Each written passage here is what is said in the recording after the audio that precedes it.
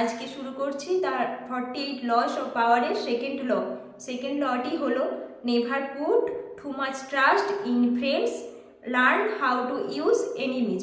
অর্থাৎ বন্ধুদের প্রতি সবসময় আস্থা রেখো না, শত্রুদের ব্যবহার করতে শেখো।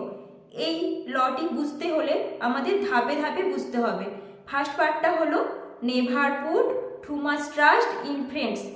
এই ধাপটি আমি আপনাদের বিজনেস পয়েন্টে বোঝাবো, কারণ একবার যদি আপনি এটা বিজনেস পয়েন্টে বুঝে যান তাহলে আপনি আপনার জীবনে এটা সব জায়গায় কাজে লাগাতে পারবেন।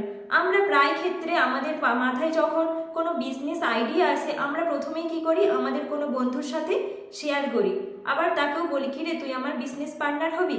আর এটাই হতে পারে আপনার জীবনের সব থেকে বড় মিস্টেক। এই রকম করলে ওই বন্ধুর সঙ্গে রিলেশন খারাপ হবে এমন নয়, বরং আপনাকে মেন্টালি, ফিনান্সিয়ালি এবং ইমোশনালি স্যাডব্যাক দিতে পারে।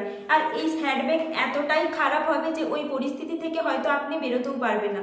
ধরুন আপনার কোনো ফ্রেন্ডকে আপনি বিজনেস পার্টনার বানালেন, তখন কি হবে, ওই বন্ধুর যে ভুলগুলো হচ্ছে তাকে আপনি ধরিয়ে দিতে ভয় পাবেন, কারণ আপনি সবসময় ভাববেন যে আমাদের মনে হয় এত বছরের ফ্রেন্ডশিপটা নষ্ট হয়ে যাবে।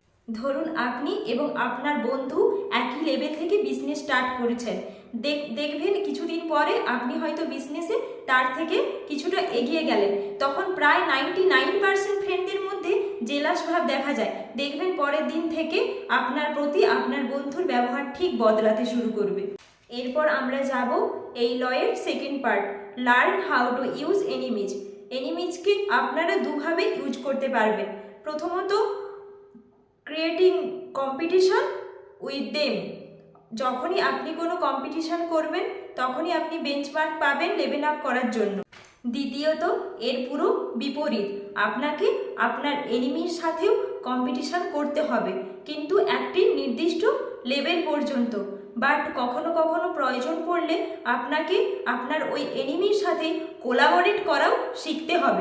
আর এই জিনিসটাকে আমরা বিজনেস পারপাস এবং পৃথিবী দিয়েও বুঝতে পারি। যেমন আমাজন এবং ফ্লিপকার্ট বিজনেসের দিক থেকে একে অপরের কম্পিটিটর, কিন্তু কখনো কখনো গভর্নমেন্টের কিছু পলিসি ট্যাকেল করার জন্য এরাও একসাথে কাজ করেছে, তখন উভয়েরই মিউচুয়াল বেনিফিট পাওয়ার জন্য এরা একজোট হয়েছিল।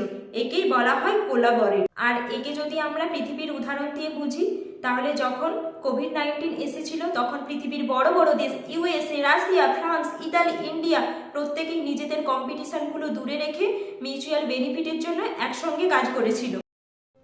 হুইচ নট কোভিড, কারণ কোভিড তো ছিল সেকেন্ডারি, এর সব থেকে বড় কারণ ছিল ডিফিটিং চায়না। কারণ তখন চায়না এমন এক পরিস্থিতিতে ছিল যে চায়না শক্তিশালী হওয়া থেকে মাত্র এক পদক্ষেপ দূরে ছিল।